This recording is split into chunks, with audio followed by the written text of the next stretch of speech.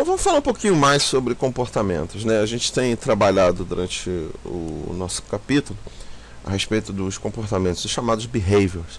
Por exemplo, eu tenho aqui meu player, né? Uma coisa importante, quando você coloca um comportamento num objeto, por exemplo, o objeto player, que representa a nave do jogador, aqui na parte de propriedades aparecem as características desse comportamento.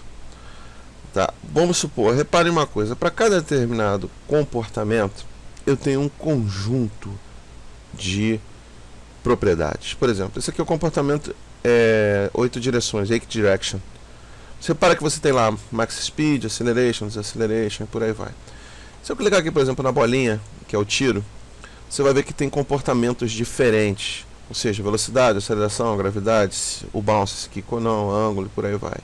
A mesma coisa aqui com o meu inimigo, os comportamentos dele. A explosão, comportamento. O importante aqui é o seguinte, quando eu clico no meu objeto e abro aqui, clico aqui em ID Edit Behaviors, eu posso também voltar aos comportamentos anteriores e editar esses comportamentos. Por exemplo, se eu tirar o bound, clicar no bound to layout e clicar aqui na lixeirinha, eu vou apagar. Tá? Não vou apagar ele, tá certo? Se eu clicar aqui, por exemplo, eu posso renomear o comportamento. Não façam isso, que isso fica confuso. Para quem digamos assim, novato no Construct, não faça esse tipo de coisa. Mas é uma possibilidade. Tá? Aqui o Wake Directions, que é no caso relativo ao movimento da nave na tela. Então o comportamento ele é um ponto muito importante dentro do nosso trabalho. Então você repara bem que tudo é editável. Tá? Você pode pegar aqui, como eu falei, e editar as características. Editando essas características, automaticamente o objeto vai receber essas características. Por exemplo, se eu botar o max speed para 100, aqui no caso, e a aceleração para 200, e vou fazer uma outra coisa. Vou pegar aqui a bala, eu vou botar para 50, e vou mudar aqui a velocidade do meu inimigo para 20. Vocês vão ver alguma coisa muito interessante que vai acontecer. Eu vou rodar agora o layout, vou rodar o jogo, pra vocês darem uma olhada.